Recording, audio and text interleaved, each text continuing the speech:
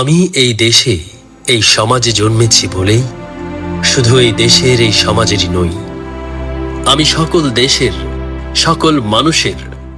কবি চায় না দান, কবি চায় অঞ্জলি, কবি চায় প্রীতি। কবিতা আর দেবতা সুন্দরেরই প্রকাশ।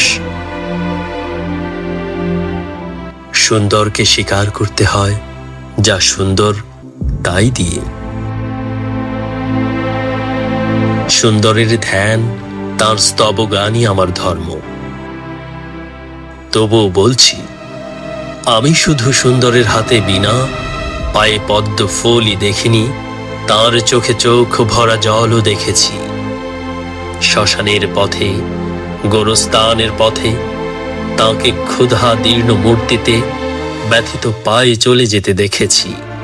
যুদ্ধভূমিতে তাকে দেখেছি, কারাগারের অন্ধকূপে তাকে দেখেছি, ফাঁসির মঞ্চে তাকে দেখেছি।